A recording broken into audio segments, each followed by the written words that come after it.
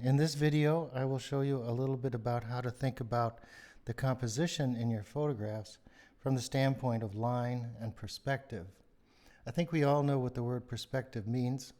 It has to do with the idea that the lines vanish into the distance, just like the railroad tracks seem to come together or converge as we go off into the distance.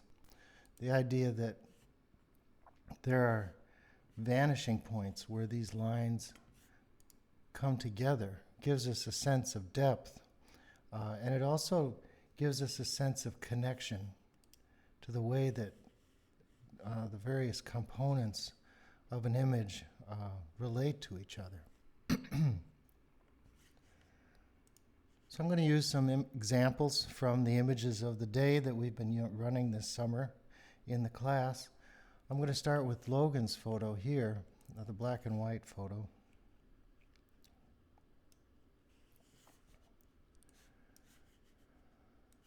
So looking at your photos from the standpoint of line and perspective can be very useful for two reasons. One is it can help you identify the strengths of a photograph, so that if you're trying to decide which photo is better than another, sometimes the way the lines come together and create a strong sense of composition can be an important factor in deciding whether a photo is strong or not.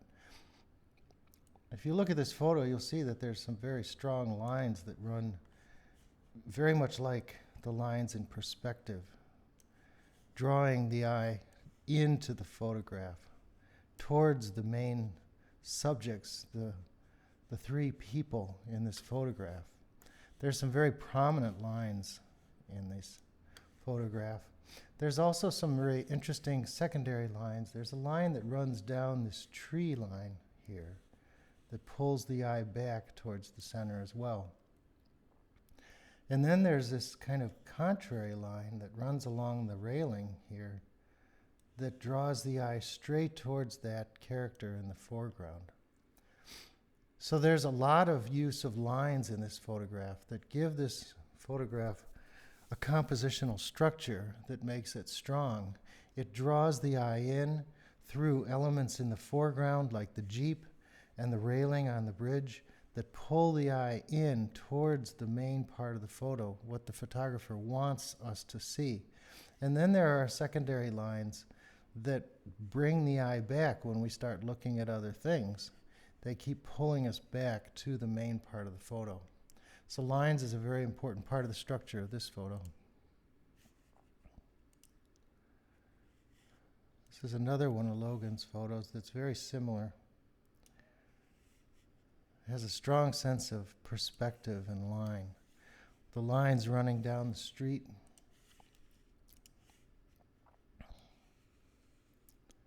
The line running down the building.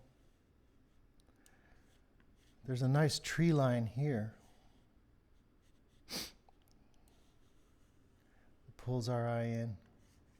There's a nice line that runs down the roof of that building. And then, of course, there's this really cool shadow line.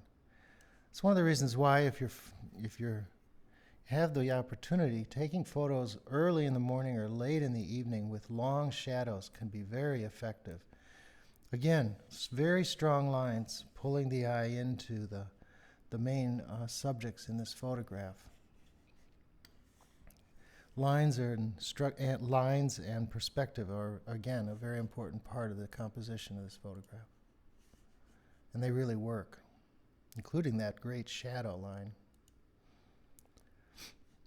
Here's another one. I think this is Olivia's,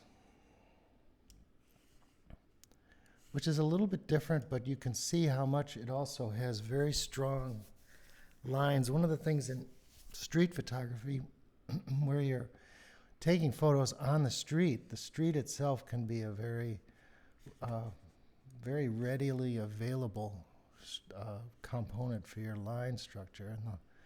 And the yellow dividing line that runs down that street is very useful for pointing the eye directly to the main subject. There's another secondary line over here. The other street that comes in from the left pulls the eye towards the umbrella. There's an interesting crosswalk line here that that sort of pulls the eye towards the main subject, and then a secondary line that pulls the eye into that line. So we have a kind of dog leg line that pulls the eye back to the main subject in the foreground.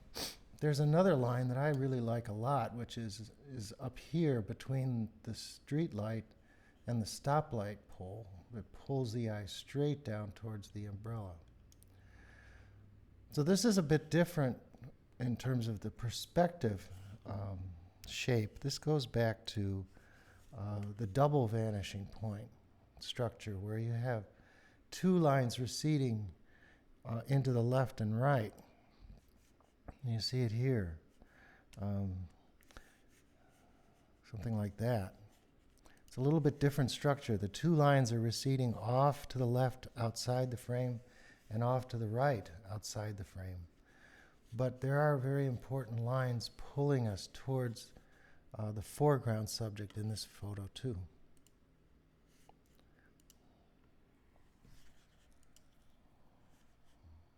In this photo, which is by Devon,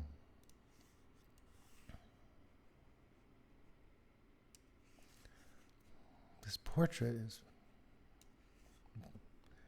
very tight. You can see clearly the lines in this photo.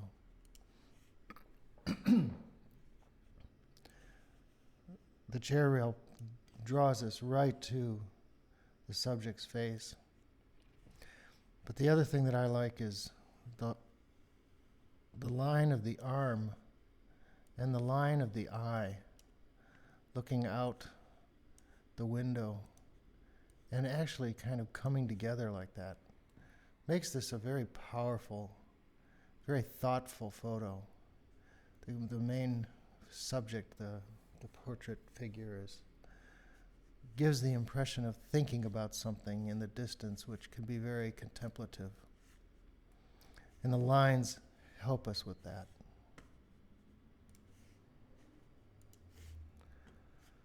This is Burgid's photo of a bicyclist over in Germany. It has some interesting lines in it too. Obviously, we have the line running along the curb on the far side of the street, pulling us directly towards the subject. And that's also sort of echoed on the other side of the subject from the right.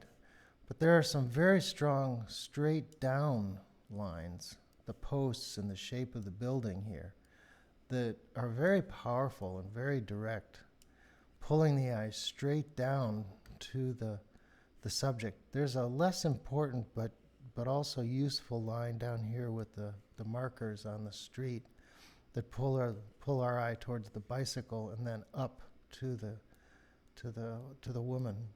So this has a very strong sense of line, and that's what makes it work so well too.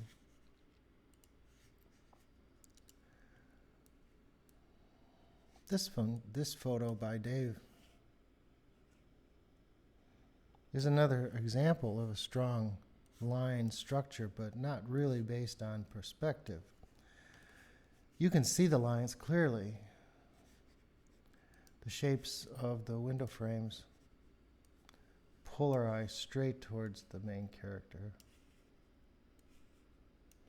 The shape of the structure of the chair directs our eye to the subject as well.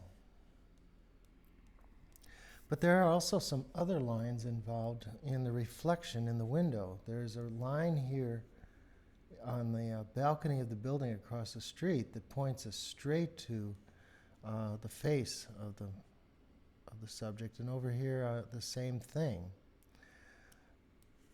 A secondary line here pointing us to the chair, which gets us to his face, and of course the car trim, the silver car trim, pointing us towards the chair. So there's a lot of very strong, very clear lines, all helping us look into the center of this photo, where the main subject is the center of our attention. And every time we look off to the pine tree or we look at the cars or whatever, there's a line that's pulling us back. That's one of the things that makes this photo work so well, is the strong sense of line. So that's some examples of line and perspective in the structure and composition of photography. So I hope you'll think about how these lines come together in your images, not only as you're editing your photos and thinking about which ones you want to present as best, but also as you're standing there on the street. For example, with Burgess here, we can think about how these lines are lined up as we're standing and waiting for the subject to enter the frame. Remember, one of the things that we're thinking about in this class is awaiting the foreground, A-W-A-I-T-I-N-G. We're awaiting for the subject to enter the frame and then click the shutter so that we can make the photograph. Knowing where your lines are in the scene in front of you can help you know when the right moment to trip the shutter is, because your subject will be in the spot where the lines are coming together and the lines are working to draw our eye into the subject itself. So that's it. See ya. Bye.